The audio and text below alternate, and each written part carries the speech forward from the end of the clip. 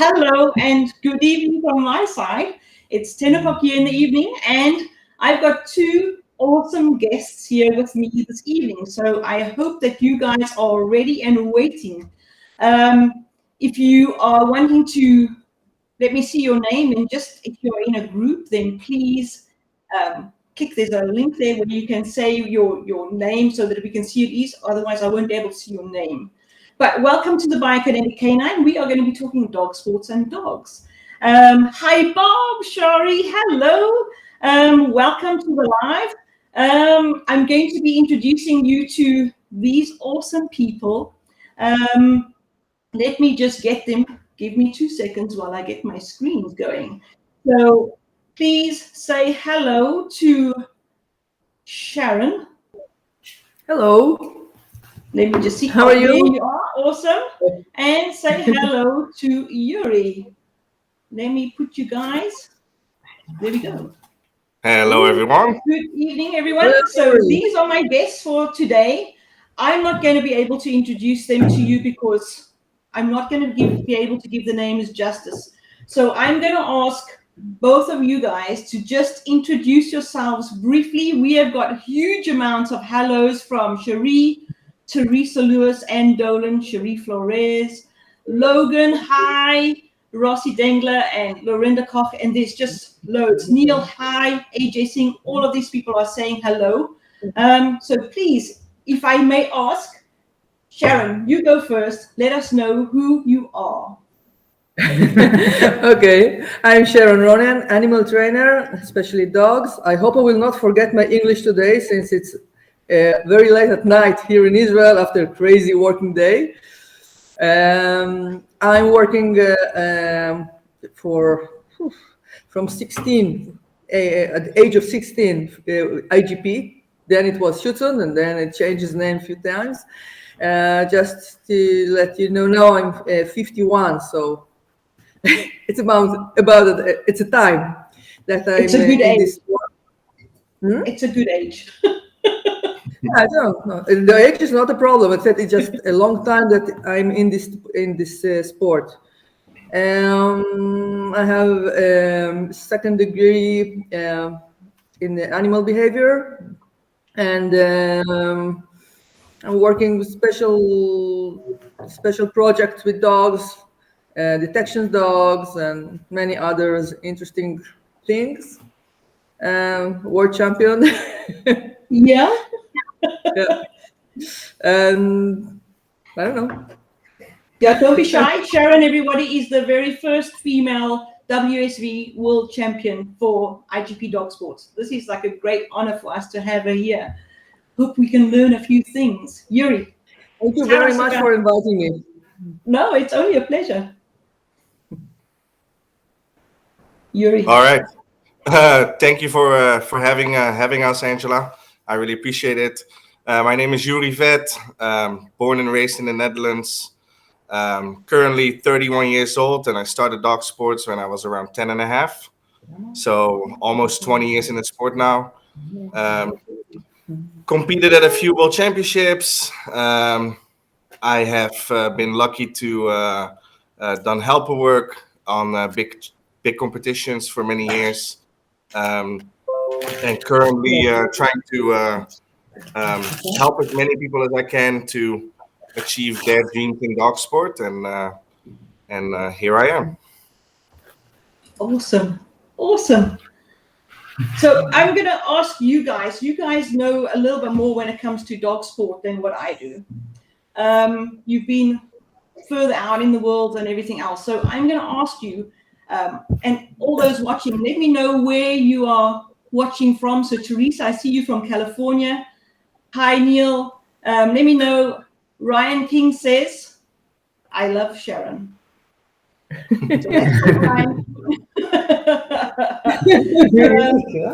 So just for all of you guys out there, if you have any questions, please post them in the link and I'll be happy to share them and we can let people know. We've got a Facebook user from New Mexico, from Georgia as well. Marisha, hi, Marisha Stewart. So tell me now, both of you, tell me about challenges in dog sport and IGP in particular, and what you're doing now within that dog sport. So I know, Sharon, you said you're doing a lot of, you've done behaviorists and you're training everything, but I also see that you a judge, and so you're judging a lot of sports. And what are you seeing with the dogs? And the same for you, Joeri. How are you seeing the dogs and how we are progressing with the sport? Well, the world is changing, and I'm happy for that. I'm very glad for the way that we choose now for more happy and free walking and behavior of the dogs. And I'm trying to keep myself in this line when I'm judging. Sometimes I can see people that still putting a lot of pressure with very energetic work, but still a pressure. So I'm trying to put it more to judge it more for the free and happy animal. This is very important for me. Yes, we were told about this for a few years back, that judges coming through in the sport, we have to start looking at a freer animal when we start judging the sport. So this is true. Yeah. And Joeri, what are you seeing with the dogs that you're working as of late? I think I would agree with Sharon. I think dog sport is very rapidly evolving. And I think that especially people that are doing their workshops and people that are, I would say, in a leadership position or a leadership role in training, that they carry the responsibility to show to the outside world that training has evolved, that we demand more free behavior from the dogs, that we demand a more modern way of training, and that we are essentially the representatives of our sport if we want to keep the sport alive in the next 20 years still to go. I think if we don't make this change, I think the sport will rapidly disappear, and it will be very sad to see that happen. Yeah, this is true. Tell me something. So you've both been at the WSV, won a champion, won multiple times in the top 10. What were your challenges with the dogs that got you there? And how did you overcome them? Well, my dog Sam was a OCD dog. It was really crazy, and so for me it was easy life because I make him crazy for the ball, and then it could make 2 times routine without stopping only to get the ball. It was so crazy, so it was quite easy. And now I have a Mali, and I see almost the same behavior. Not like him, but I like it. I like it. Oh. So it was easy life for me because before this dog, I worked a lot with birds, and bird you cannot force her to do something. You need to use your brain a lot and make many manipulation to make her do what you want. So I used a little bit from those techniques, and it was big fun for me. Wow, that's super interesting. Bird training on a dog. That I must have a look at that. Yeah, Joeri, your dog. You're gone. Where is he? He's lost the link. He's got to come back onto the screen. What are you seeing, Sharon, when it comes to? So for me, I deal with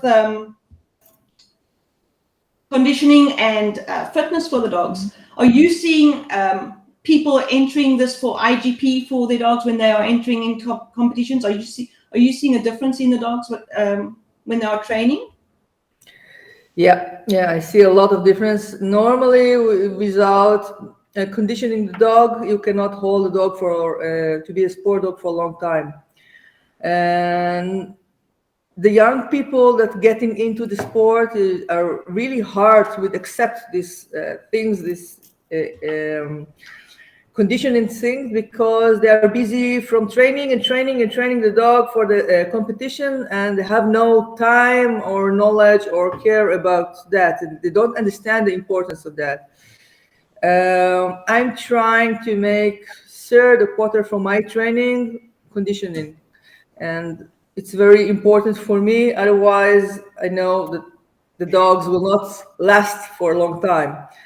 I can see it in the jumps, mostly in the jumps. I can see it in the fitness that they have.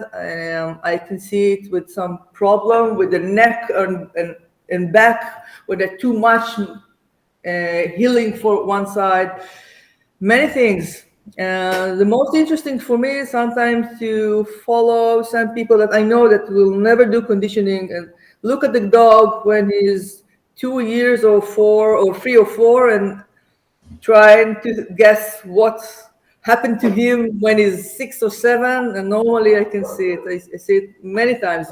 Mostly you see it on the jump. Oh, wow. So you actually dedicate a whole third of your training just to conditioning and fitness for your dog, Yes. for IGP? Yes. Wow, that's awesome. Okay. Joeri, do you see anything with regards to the fitness and conditioning of dogs within the sport? So obviously, since that I got to meet you about, what is it, 10 years ago now, there's been a lot of change. I would say that about 3 years ago, just pre-COVID, you came to the United States and did an amazing seminar for us in canine conditioning. It sure has changed a lot of the views of me and the people that I train with. I think we look at dogs differently now. We realize that if we want to treat them, if we want to have them perform like athletes, we need to treat them like athletes. Yeah. And it's not realistic to ask top performance of our dogs if we don't put the top performance or the top time in to create that top performance. So you have really made a change for all of us there, and we're very aware of what the dogs need in conditioning and exercises and certain muscle exercises. Not just people are always worried and think when we talk with canine athlete specialists, they're always like, "Oh, is the dog injured? There's something wrong with him." It's like, no, nothing is wrong. It's preventative training. We do this so that the dog doesn't get injured, and we do this so we have more performance out of the dog. So yeah, that has definitely changed. And since that you did the workshop for us in the US, that has made a big change for us.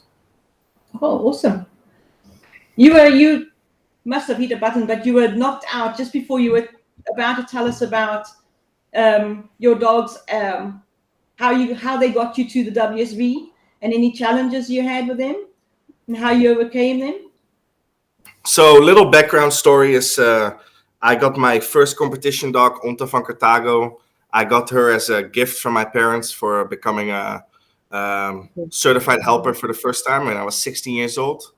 So my dad actually, after the certification, walked up front with a puppy with a ribbon around her neck, and it was my female that I competed at 2 World Championships with.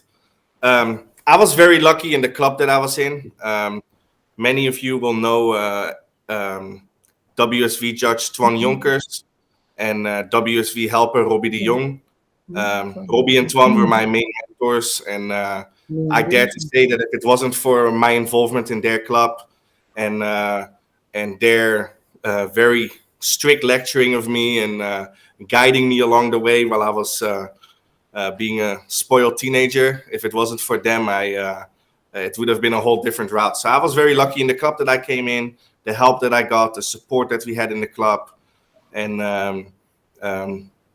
it made me realize that this is not an individual sport. It's a team sport. And without the right people around you, it's going to be very hard to be successful. That's very true. So from you guys, what would be your best advice to the IGP people out there, or any person really putting their dog into sport?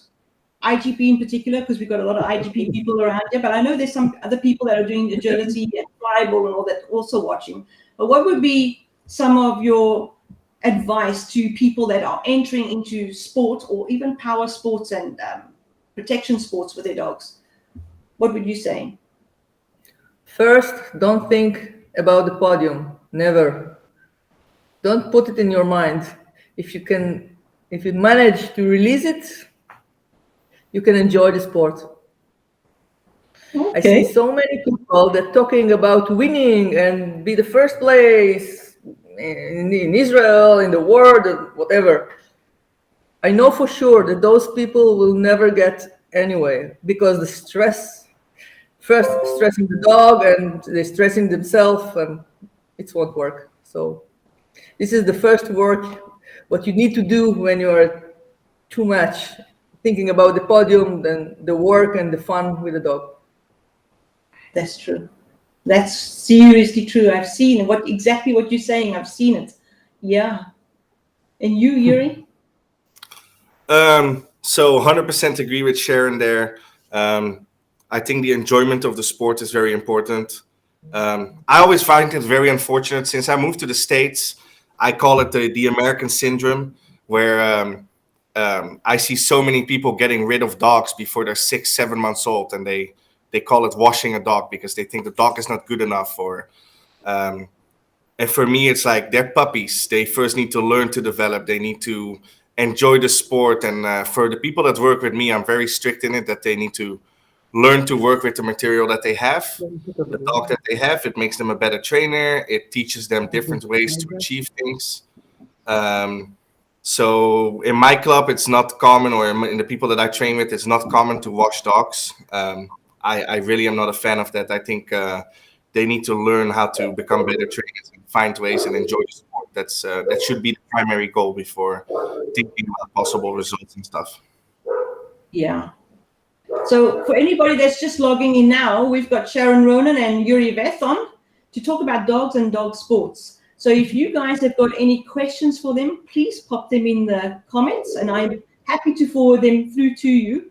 So we've got some comments here where so many people are agreeing with what you guys are having to say, that let the dog be a dog, stop worrying about the podium, enjoy the dog, and then your sport and your dog will develop. I find this to be really, really true, because that stress of getting to the podium, it transfers into your training, it transfers onto the dog, and then nothing really gels and nothing really moves smoothly with the dog, instead of just enjoying the dog where it is at and then growing with the dog so that you can enjoy your sport. What are the things that, let me see, if you're looking at people and their dogs, like I've got a question here when it comes to Linda, you asking, you're interested in the hand position, where should it be when healing in IGP? So the position is it's a topic with all the people. So if it's when the question is hand position in when we are healing, I think that depends on the size of you and the size of your dog. Sorry, I didn't understand. It was so small, and I, without my glasses, couldn't see it. So Linda is asking that she's interested in the hand position. Where should it be when healing in IGP? So when you're walking with your dog, where should the hand be? Free, normal, like I'm walking without the dog. The same. The best healing, that's when the person can walk like he's walking without the dog. So this is the ideal. It's not easy because something is here to your left. And sometimes when it's a small person and big dog, it's not so easy, but as much natural as possible. This is quite an interesting question.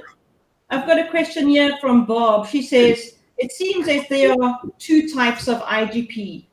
There's a free and open, and then there's almost a robotic style. What are your opinions, and how is this judged?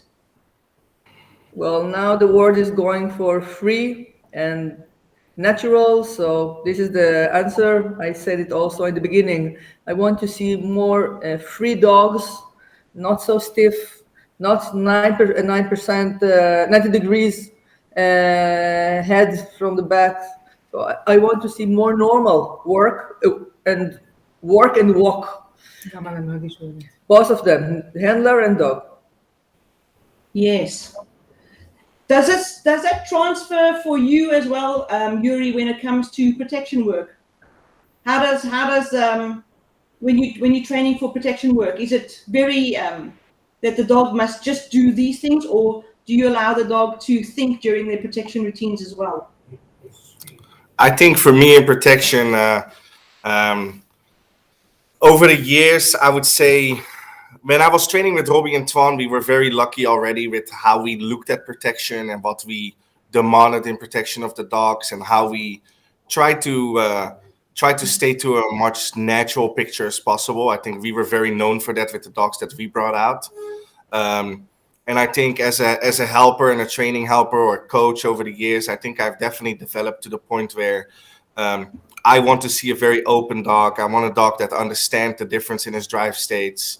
I want a dog that is happy within those drive states to perform that because he understands what is asked from him. I think there's nothing worse for a dog than hanging in a gray zone between two different drive states, whether that's in obedience or protection or tracking for that matter. I think a dog can perform best if he understands what we actually want from him within the drive states, and then I think the dog will perform at its best when the dog understands that. Yeah. So I've got a question from Mike Williams for both of you, and he wants to know, you want to see a more free dog in obedience. Do you feel this is a good change for the breed? And he asks the same question for you, Joeri. So to see a more free dog in obedience, is this a good change for the breed? Of course. They can, if it's a free walk, if a dog can walk more free and more natural behavior, it will not break his neck so much. And he, as much as he's free, you can keep him in good health, I think, for a longer time. Mm. And you, I don't Joeri? like this. I agree there. I think from a breeding perspective, I think the more natural we can have our dogs function, I think the less big injuries we're gonna see over the years. I think we have, over the last years, there's been so many changes on what is actually expected, and then people trying to achieve that. And I think with that, they forget to look at dogs for breeding that did not perform that anymore. So I think we have narrowed our gene pools over the years a little bit. I think we have started to look at structure too much to achieve these things. And like I said, I think that the more open and free dogs in obedience is gonna give us a more general idea of the dog, both in temperament, both in body structure, and avoidance of injuries, instead of just constantly looking at structure alone or searching for specific traits that certain dogs will give because it might help them in their obedience or not. I think a more open dog will be more beneficial for everyone. Yeah. I've got a question. What kinds of, this is from Nikki DeLuca, what kinds of conditioning do you do with your young dogs, your pre-BH IGP dogs? A lot. many types. First, I teach the dog stretching and move for my hand that it can stretch his neck and body and back all ways, all the directions. I worked a little bit with balance pillows, and I teach him, but it's only the teaching, only learn at this age when it's young, how to pull me on a bicycle, very in trot, not running. So later I can take him I can go with him on bicycle. He's pulling. I'm just sitting there, lazy, doing nothing. But this is when he's older. But first, when they're young, I'm teaching them how to pull, to go to the right, to go to the left. Later, I'm using it. What else? When I have the time, I can take them to the sea and some walking near the beach, in the water, swimming a little bit. So from everything, a little bit, I'm trying to make it as much option that I can make it's depend on the Yeah. the season and what I can do in the special season. For example, in the winter I cannot go with the bicycle to the fields, so because it's mad and wet. So I can walk more near the sea and can walk more with balance. I can teach more stretching from. So this is the more or less, but this is with the young dogs. With the older, I'm doing more. Okay. And you got anything special that you do with your younger dogs? Well, whatever you write out to me. Okay. But we've got an interesting question. There's two actually. So this one here from Susan Fitzgibbon. She wants to know, it's a question for you, Joeri. How do you address sport culture differences between here and overseas? Why does Europe seem more successful internationally? What do you think? This is always a hard question, right? So I think that there's a couple of things in the States that play part to this. I think internationally, Europeans might be more successful in dog. Let me phrase it differently. I don't think that they necessarily need to be more successful. I think we have excellent dogs in the States. There's some of the best, if not the best, training that I know. It takes place in the States. I think the biggest difference is that in Europe it's more seen as a culture, while in the US it's more seen as a business.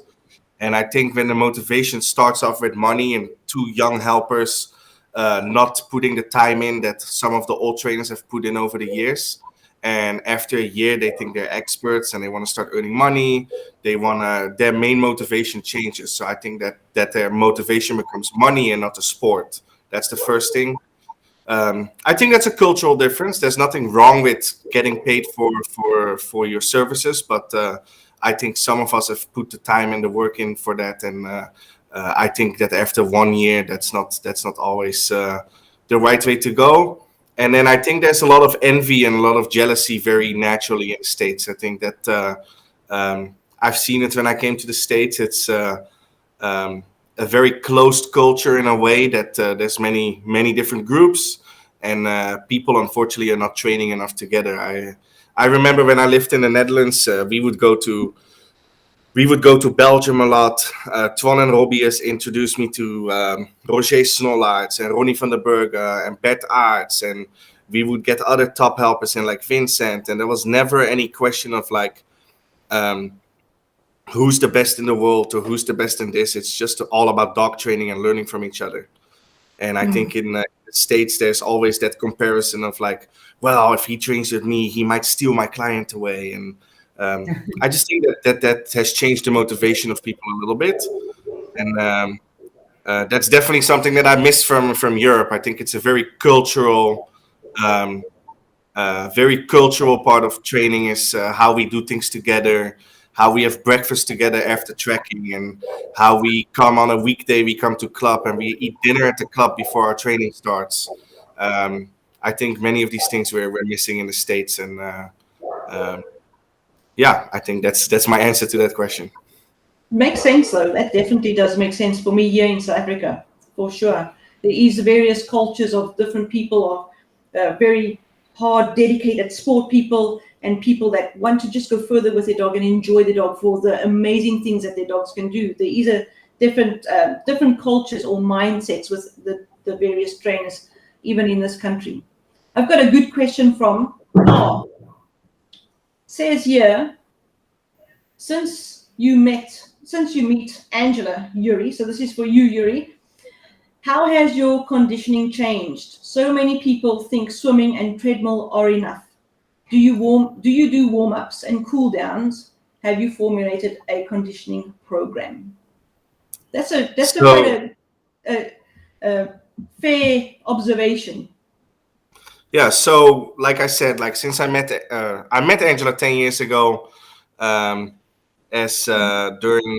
did helper work on the South African Nationals that year, and then Twan and I did a small seminar after Nationals, and Angela was there with her very young female back then, And over the years, when Angela started doing her canine conditioning courses, and she evolved with that,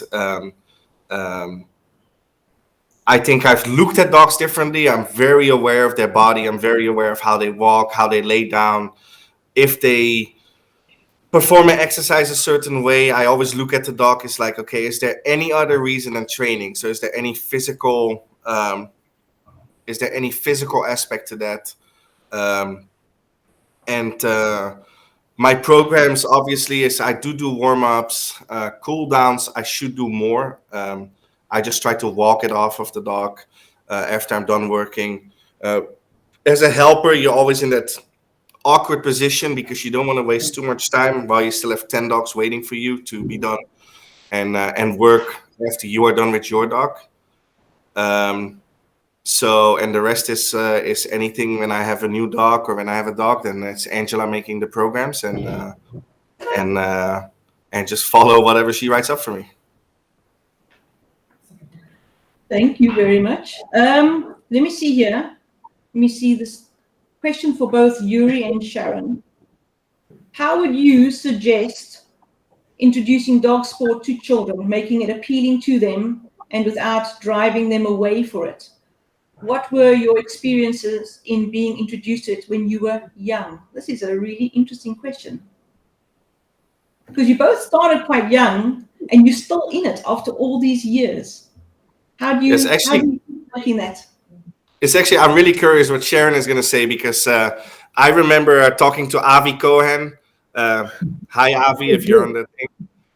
Avi is known dog sport person in the US. He's coming from Israel as well. And I remember him always telling about the stories about him introducing a lot of dog sport into Israel. And I think he was mentioning to me, Sharon, something about a seminar in 1991. Yeah. And that was when I was 1 year old. So he was telling me about you showing up there as a young girl and doing his seminars. And so please tell us more about it. I'd like to hear about it. Well, I started with sport when I was 16. I just went for a show dog, and there was a show of one group from sport. And I said, hey, I can do it also with my dog. It's very easy. So after they finished, I went there and I told them, can I join you? And I had mini pincher at that time. And I'm joined them with my mini pincher. Well, this pincher changed after a few years for a Doberman and then for German Shepherds. But this is how I started. But I think for me, it was only another way to communicate with animals. I was really crazy for communication with animals from very young age, very, very young age. So it was kind of professional or more professional way for me to learn more about it. I wish I know how I can bring more children or young guys to my club, but I still didn't found the key for that. I tried to show my children a little bit to do BH with their dogs. One of them with Great Dane, and the other one with old mini pincher. He was 6 or 7 years old when he did it with the pincher. So, but they didn't stick with that. So, maybe later. Maybe later. All right. So, I think for me, again, with European background, sport is so cultural. So it's not only about doing the actual training, but it's about meeting other children your age that come to club. Most clubs have a little section for the kids where the kids can play either a sandbox or a little, what is it called? Like thinking what the English word is. Just a little play area for the kids to play in. And I think that that the cultural part makes them like intrigued by it because they see what is possible with dogs. I think when I came to the States, that have changed a lot. And what I've been seeing, yeah, thanks, Rossi. Playground for the kids. What I see is now that I'm doing dog sport in the US, over the last couple of years, I think it has really stagnated. But I saw a massive difference when I started becoming involved with American Schutzhund. So some of us know what it is. I'm gonna like make a quick 2-minute introduction to it. Deb Zappia started American Schutzhund, and it's a complete separate organization. We're part of PSA, and the obedience and protection routines are in one way very similar, I would say, but there's more judged on the openness of the dog. Speed and power will always trump precision. I think that in protection work, I'm the head of the helper program, so I allow them to. It's very much based on Dutch helper work, so they're allowed to use voice pressure. There's a lot of pressure involved for the dog, so no watering down of any of the requirements. And then most importantly, what I've seen is for American Schutzhund, what attract a lot of young people is there's no tracking involved. As much as that I love tracking with my own dogs, I think a big part of the future is a more realistic setting. So in American Schutzhund, we do an article search for the ones, and we do drug detection for the twos and the threes. And what I've noticed is like I've done workshops or I've judged in trials where I'm 31 years old and I'm probably the oldest person walking around, which is very interesting for me to see. And from those people that are entering American Schutzhund, what I've seen is that occasionally you still have the one or two people that get intrigued by tracking and they start asking me questions about tracking, and I have them tag along with me. But realistically, I think, especially in the US, when you live in certain states, if you live in California, it's going to be super hard to find tracking fields. If you live in South Carolina, there's fire ants 9 months of the year. If you live in certain states, it's just very hard and unrealistic to do top level sports and to do competition sports with tracking involved. So I think a lot of young people right now are coming into are starting to do things with their dogs. I think based on mainly that there's no tracking involved, so it's more obtainable for them to put the time in, and also that there's no watering down in the protection anymore. I think that it attracts a lot of people when the helpers can go crazy a little bit. They can make voice pressure. They can use the stick hits without any complaining on the sidelines, and I think that people like to see that. So it's a little bit about what is obtainable in today's society, and at the same time, it's also what people think is fun to watch. If something is a very boring thing to watch, I don't think it's going to attract new people. But if it's very entertaining to watch, we're going to drag new and young people in. Yeah. Well, in Israel, something very interesting happened the last years. Trucking became super popular. Wow. Many people from every part of Israel with crazy breeds, like it was Dachshund, miniature Dachshund, the last competition, Sheltie, Beagle, what we had more. We saw many interesting dogs there, and it's really fun. Young people coming. That's awesome. I'm glad to hear that. I'm really glad to hear that. If I had more time, I think I could make another group of tracking. I just had not much time for that. But many people ask me to teach them tracking, people that are not coming from the IGP. It's really amazing. And this is, when you see tracking from the outside, it's boring. But when you are inside, it's really interesting. For me, it's the most interesting, actually. I really like tracking. So I have no idea what happened. What do you think is the cause of it? Is there any is there public is there commercials for the sport? Is there just common interest because people see it happening, or what do you think is the cause of this? Many people ask me many times what kind of sport they can make with their dogs.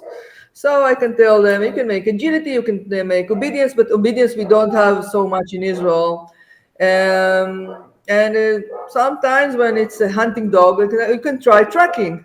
So I started with a few handlers, one with Labrador and the other one with Beagle, and they started to work with tracking. And another group copied that, and he came with the Sheltie and the Dachshund, and now another group from the north of Israel also training with interesting dogs. So it's fun. It's really fun. It just became a competition with those groups, but nice competition, healthy competition.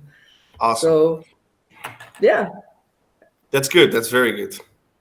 So this is the only part that they can really make in the IGP. So no one can make IGP obedience with Dachshund or Beagle because they cannot jump, for example.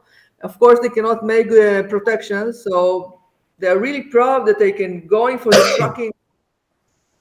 So I hope it will grow up more. Awesome. I hope so too. Yeah. For me, tracking was always such a difficult part of the sport. It was the one phase that I could really not wrap my head around until you came through, Joeri, and you explained, like, no, this is what's happening with the dog. So until then, tracking for me was a mentally difficult part of the sport. It's getting easier now. But yeah, we've got a good question. Yeah.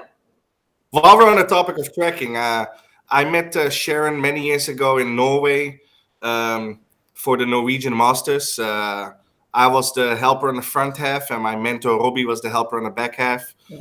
And I happened to be in Norway that week training, and Sharon was there for some training, and I remember her having Sam with her and doing tracking. And I remember you, Sharon, you were tracking with, I would say, very innovative way of tracking. So I remember you not using any food. You used the articles that you cut in half and then cut in half. So you track with very small articles. No, I don't remember. It was tiny. Tiny, yeah, like nil. Tiny. Yeah. Exactly. And I remember like being so shocked by it because I have a very, I would say, Belgium and German mixture of my tracking foundation.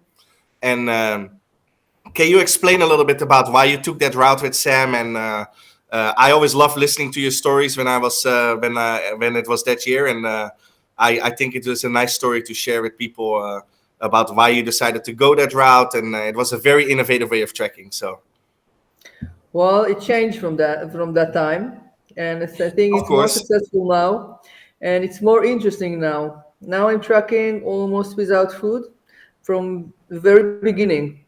At the third track of his life, I start to cut the food very dramatically, and I just teach the dog the technique, how to do it.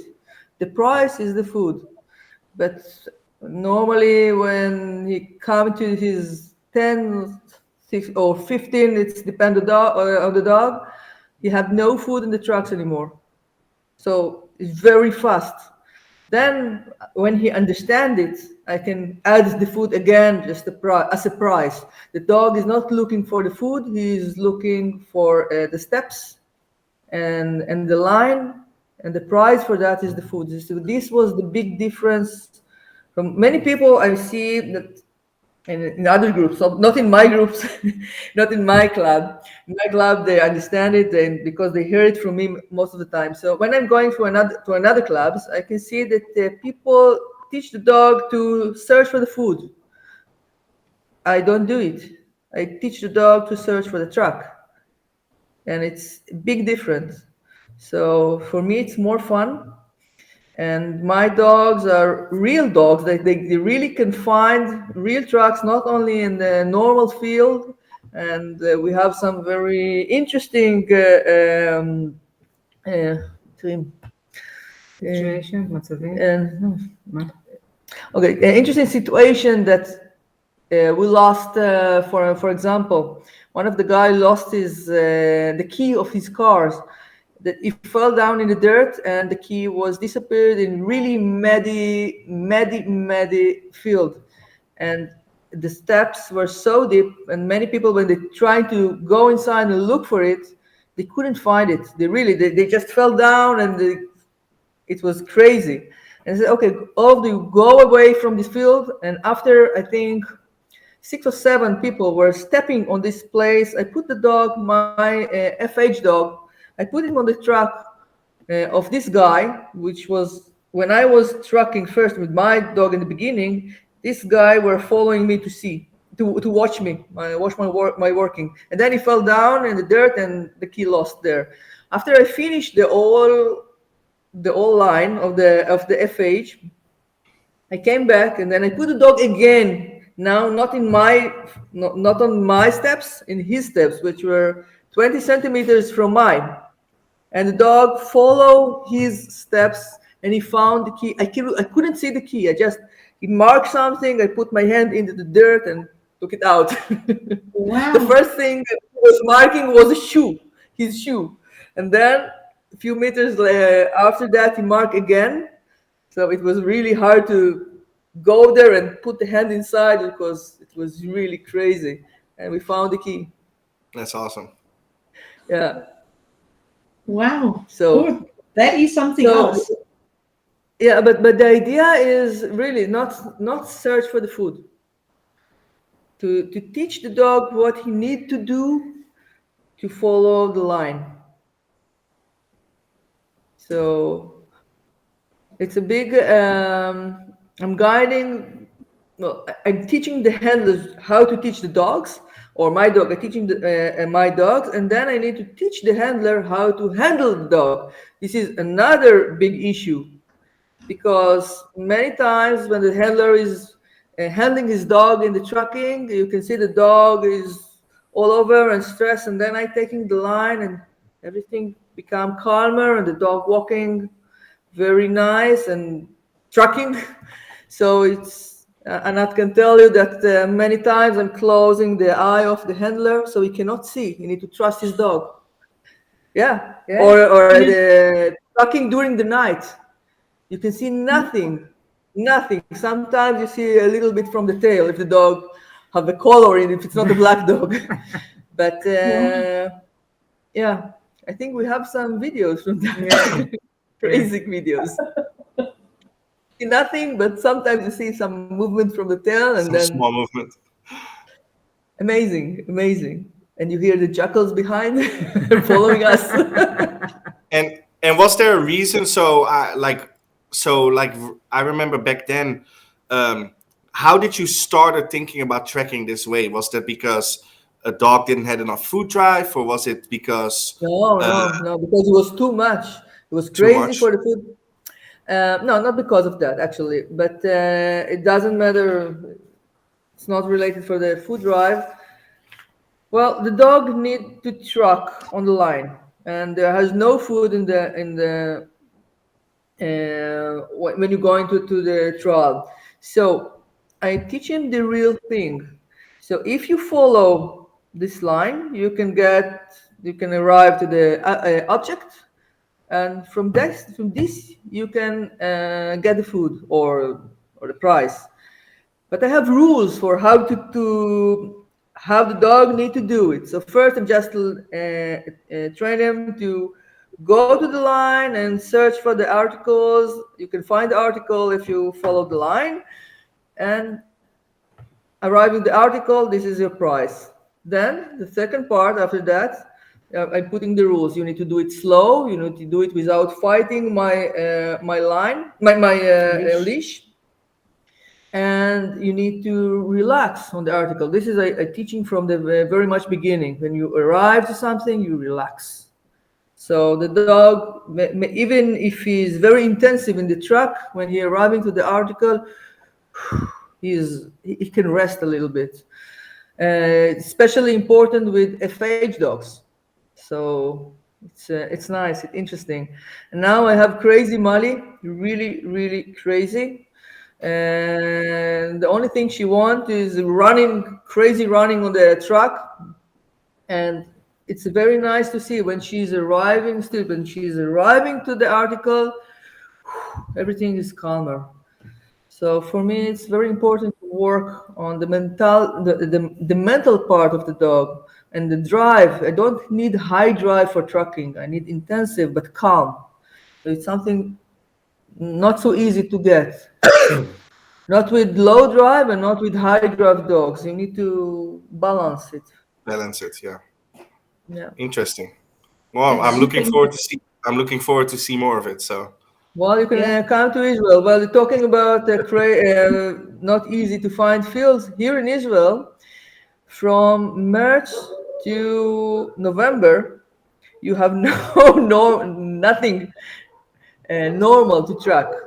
Really crazy and hard fields, but we're tracking. you We're make it tracking. work. You make it work. Yeah. When you have Good. no choice, you are working. If you want to work, you will work. Exactly. Well, okay. So I think I'm going to log on to you next time. You can give me some tracking tips. I've got an interesting question Of here. course. I can't say the name, Yara. Yara. Yara So the Sharon. question is, Yara. how do you tell if a dog has a training or behavioral problem, or is he dealing with a hidden injury and or pain that prevents him from performing? So how do you tell with dogs if they've got a either training problem or behavioral problem, or there's a injury that prevents them from performing? Sorry, the battery was low and I couldn't hear so much. So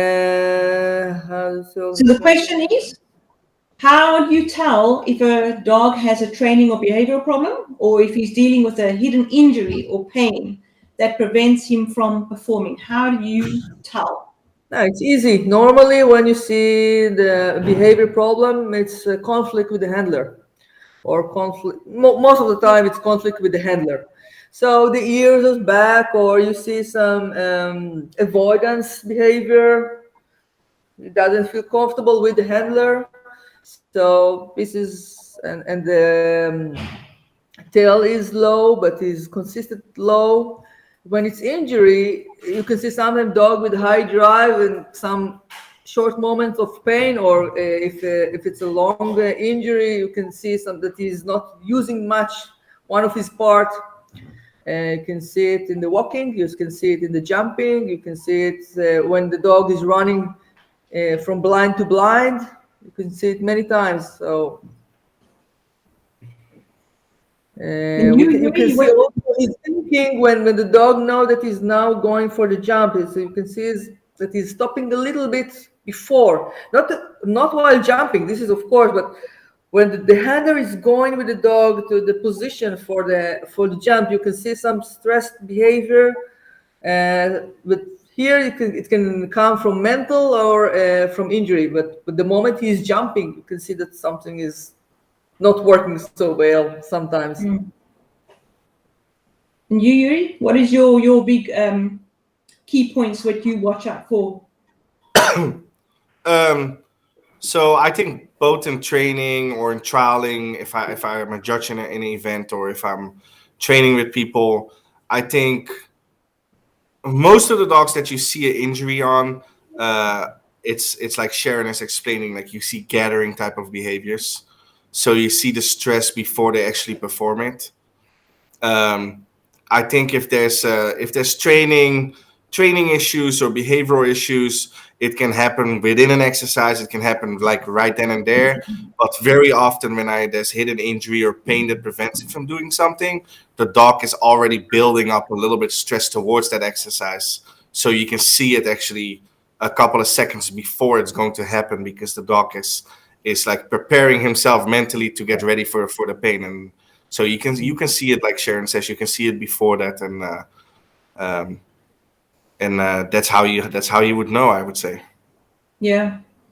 For me, if I'm seeing to deal with a hidden injury, I think the most difficult one is the small injury that is not obvious. It's not a limp. It's just very, very small. And then what will happen is the dog doesn't perform as well. So if he's in agility, he's just knocking the bar a little bit more than what he normally does. He's not going in the weaves as tight as what he normally does, or the dog seems to be just a little bit lazy. What I try and look for is in IGP, there's many times that the dog is sitting next to a handler. So you can always see how they sit. If you know how they sit and how they're sitting now, is the one foot a little bit toeing out? Is the front legs a little bit more forward than what it used to be? Is there any roaching in the back? So those tiny injuries is where it's not an injury yet, but the muscle is in a little bit of spasm. You can see that in the body, and sometimes the bodies overcompensate on the other side. Say, for example, if there's a spasm in the back right leg, then the front left shoulder and that side of the body will take a little bit more strain because it's trying to compensate for where it can't use that leg as much as what it should. You see it lots of times coming in the blinds that dogs will, they're not as strong coming into a hold and block. So they'll come in, but it's not as powerful. So they'll come in, they'll slow down, and then they'll start barking. But it's those small little injuries that nobody really notices because it's only the muscles tweaked. It's not injured yet. Those, I think, are the most dangerous situations for an IGP dog, because especially in IGP and protection sport, the dogs are full of adrenaline. It masks a lot of pain, and the dogs can just train and go, and you don't really notice it. And those are the most dangerous ones because the dogs are going and we're pushing them, and because that muscle is ever so slightly sprained and it's just a little bit uncomfortable, it's on that pushing part where the dogs get the injury afterwards. So where that was a question with the warm-ups and the cool-downs, to see how your dog's body moves, always watch your dog's body, know how they move for position, and then look at their positions again in the cool down to see if the positions are exactly the same or if there's any extra toeing out or any discomfort in the body. But it's always those fine parts where the muscle's not injured yet, but it's on its way to becoming injured if you push the dog harder. So when you say it's not so much that it prevents him from performing, it just prevents him from performing as well as what he normally does, so that the performance is slightly off.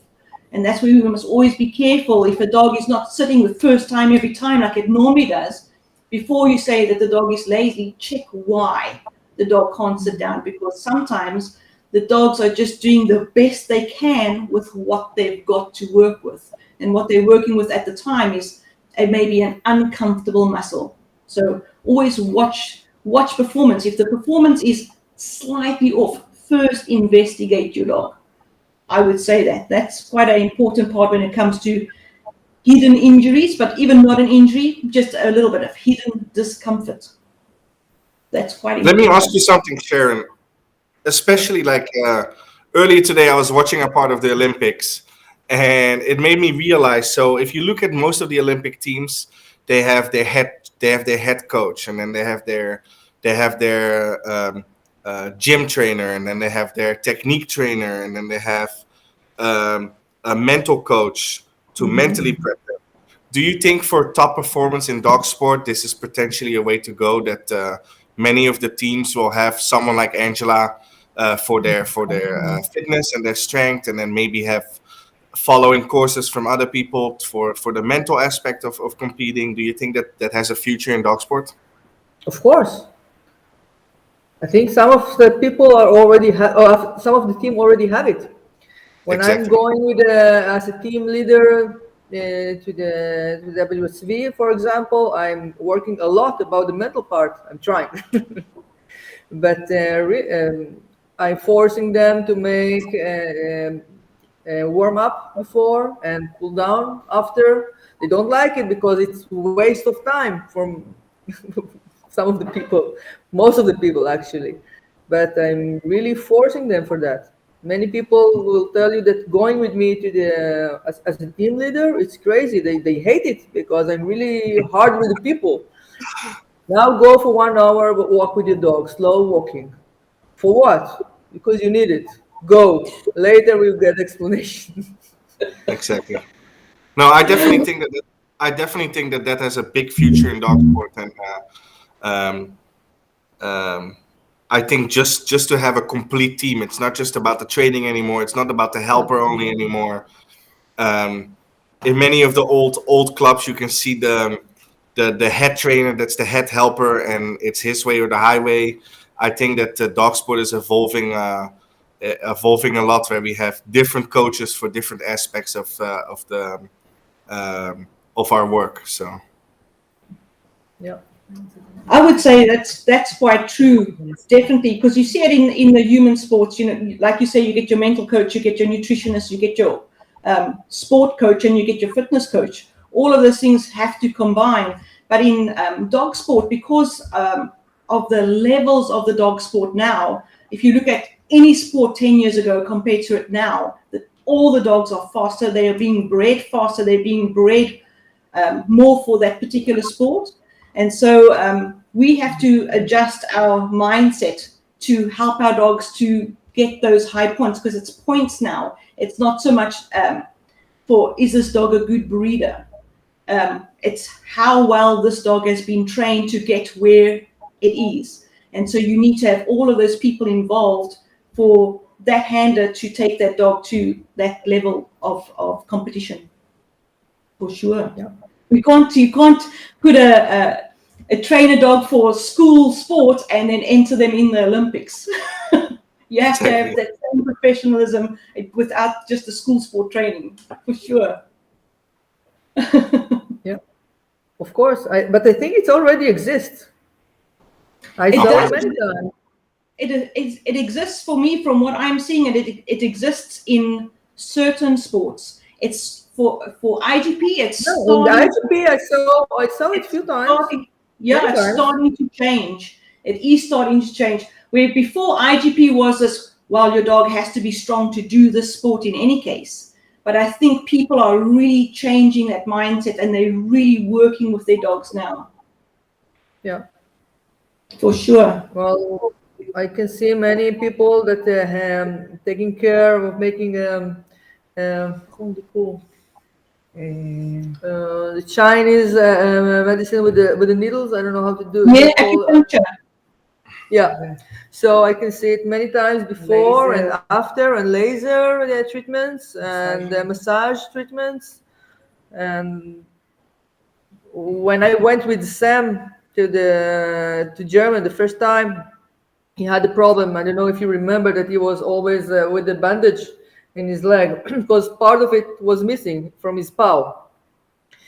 He injured very hard, and we fixed it, but he was Paralympic dog. So you need to one guy told me how to show me. Sorry, my English is really bad in this hour. Excuse me for that. Show me how to release one of his muscles. It's not a muscle. It's forgot my English. Anyway, ligament. How to release it when it's stiff, when it's too stiff, and the dog have a hard time to jump. So I need, after one jump or two jumps, I need to get the dog down and make this massage, and then he could go. I have some picture that someone took that me making massage for Sam a few moments before getting into the obedience part in Krefeld. So I was working for that time. I didn't knew so much at that time. Now I know more.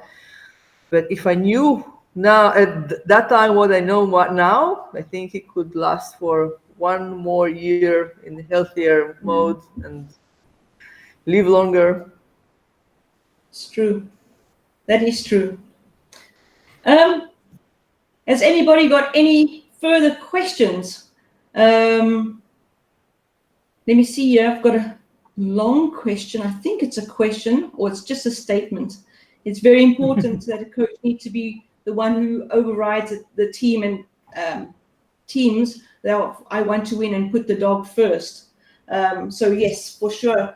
Always put the dog first. Don't just try and push the dogs to be in part of the team. Rather look for what is best for the dog. If you can do what is best for the dog now, that dog will be part of the team much longer afterwards. Yeah.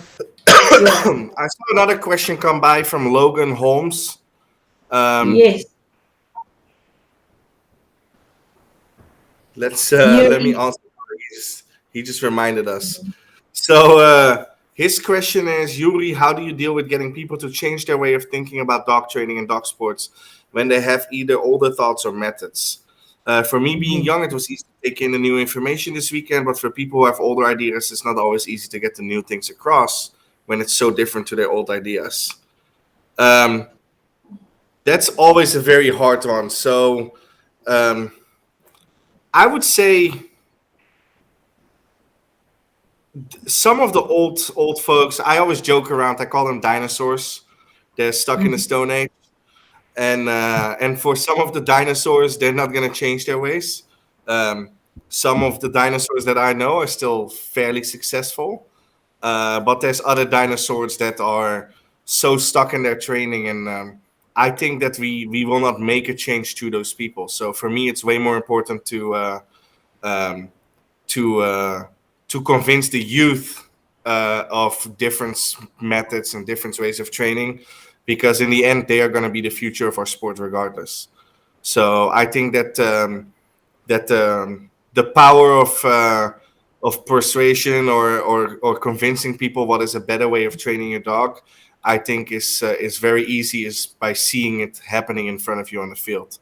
I think when these people are coming down and you're watching the training and you see what a trainer or a system or a way of working with a dog can do in 3 days versus what other people have been trying to achieve for 6 months with very old school training with a lot of stress on the dog. I think that will always answer for people that when the dog is able to do it in a very short time frame with minimum stress, I think that should be the convincing power. And I always try to address the youth in my training. Because like I said, I truly believe that that's the future. Sometimes we're not going to change the old people, but we will be able to show to the new people. Yeah, for sure. Then we've got a question from Marisha Stewart. Sharon, when will we see you compete again? You were one of the women that I found inspiring in IGP. Well, when I feel that my dog is good enough for competing, I have now a German Shepherd, 5 years old, but is not so hard as I want. And now I'm having young Mali. She's 1 year, a little, and interesting. I don't know yet if she's strong enough or not. We will see it when she's getting into the training more and more. So I hope I will compete with her, but then it will not be in the WUSV, it will be in the FMBB or the FCI. And I have no idea what kind of dog will be my next dog. It will be a good dog or something that I will like. So we'll So, see. Marisha, it seems like you must watch this space. I had few dogs in the after SEM, but most of them injured, and I lost them because of injuries. One of them was amazing dog, son of Sam. He was crazy fast and crazy strong bite, and I was so happy from this dog.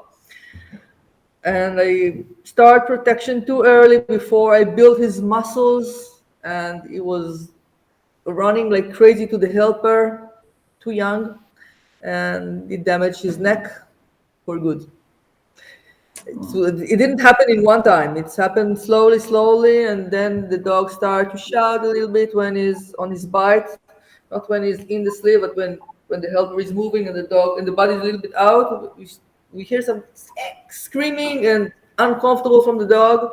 I say, okay, he's a little nervous maybe, but when you see it again and again and again, I understand that something is not so good there. I took him to special hospital, and they found it. He became a detection dog after that. So he will not bite again. Shame. That's a shame. Yeah, it was an amazing dog, and I made it myself. And now, before I'm sending a dog for the helper, I will build his muscles here. I will not do it with too young dog. The dog was amazing, that dog, and crazy fast. So speaking on that, I always get the interesting question, Sharon, as a helper. Um, in my groups, I maybe when a young dog comes, I might test them once just to see what their prey drive is like and see how they respond to movement. But other than that, I usually tell people to just let their dogs in protection, let them sit until they're a year old. Hmm. I am personally not in that much of a rush with a young dog. Yeah, I believe that a puppy should mentally develop. I think that they should physically develop, like you're saying. Are you very similar there? Like you let the puppy sit a little longer? absolutely, absolutely. I will not start protection in my club before the younger will be 9 months. But normally, I wait with my dogs. I wait for more.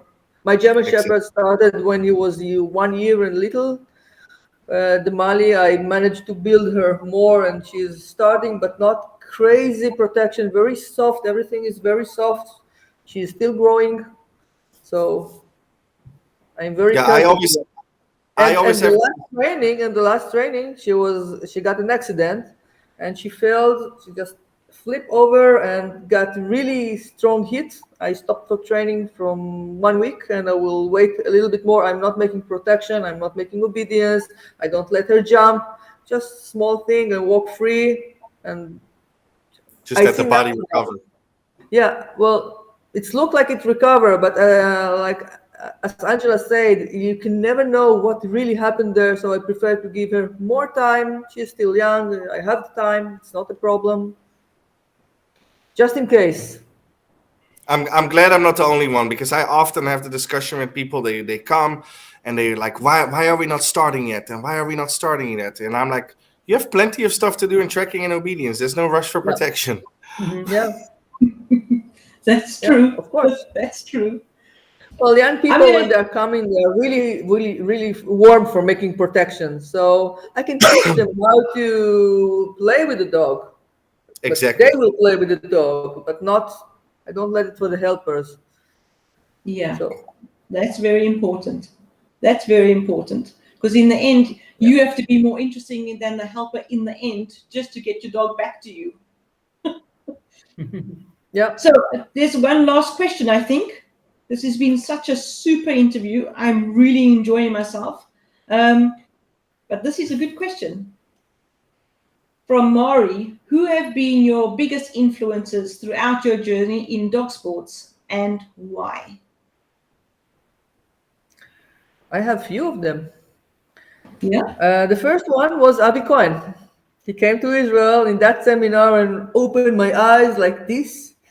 And I realized there is something else very different from what I know. And then after a few years, I went to the USA just for traveling in the way to South America. And I visit for a short time Avi, and it was amazing. Then I buy from him first puppy, working line. Till that time, we didn't know it. It was just the German Shepherd was a German Shepherd. We didn't know about the line, anything. So it was amazing for me to watch those dogs. And then I have a few teachers. Another teacher, very interesting teacher, was a mini pincher breeder. Actually, he was the first one that was pushing me um, for be more professional and understand things, anatomy and breeding. Very interesting guy. It was when I knew him, he was 70. I was 16 and he was 70 years old, and well, he died when he was 96. But I really love this guy. He teach me so much. He gave me the first push, and then I have every time I have someone interesting to learn from him, I always learning. I'm trying to open my ears to everybody because sometimes you get the best advice for someone that don't know where's the tail and where's the head of the dog, but he sees something that you cannot see because he's watching through you from the side. He's not involved. So sometimes interesting remark making, you can make very big change just for thinking about what someone else show. I have teachers not only from the sport, but they improved my abilities later, that make me understanding more the sport. So I have many of them. Awesome. Joeri? I would say main mentors.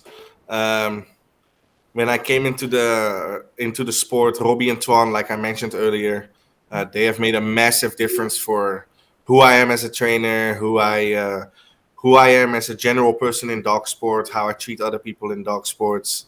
Um, I think years later, my trekking mentor, Chef Sion, he's from Belgium. Chef has been a very big influence in my trekking portion, and also in some of my handling skills as for show lines, and the correlation how a lot of the leash handling is very similar as for trekking.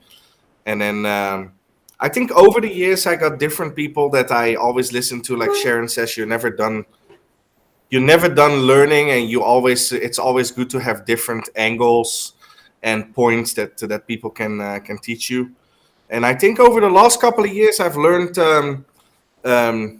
I would say I'm a very passionate coach when it comes to my people. So my biggest motivators are usually my own students. Seeing them do well, and seeing them being hungry, that gives me such motivation. Like, I want them to do better than me. I want them to do. I want them to every possibility that I've had in dog sport because of my peers and my mentors. I hope that I can give to them one day in their lives, and that would be my goal for. Then I have achieved what I want to achieve in dog sport. Joeri, you forgot the first one, your father. I remember you as a kid going with your father everywhere. You're right. Yeah. No, you're very right. Without him. If it wasn't without him, he drove me everywhere before I had my driver license. And it's actually a fun story. Not many people know, but because of my mom is actually why I got into dog sport. Because she had a show liner where she went to our local club to obedience classes, and I always joined her. And then unfortunately she got very tired of politics in dog sport really soon, so she very easily and very quickly gave up on that. And my dad continued dog sport, and he drove me everywhere. Every country I went to, he flew with me to Norway. He flew me to different countries. He introduced me to many people. So yeah, absolutely, Sharon is 100% right. My dad is a big influence there too. Yeah. Wow, that's awesome. So, unless anybody has a really interesting question that I can share here, we've been talking for an hour and 18 minutes. This is like a little bit longer than I expected. I'm super chuffed that you guys are still here. I've learned a lot just sitting here listening to you guys. I hope everybody else has learned something. But I can definitely say that my mentor is the person sitting right there. He's the first person that taught me about heel work. And I was in a club and nobody could get me to understand it except him. So there you go.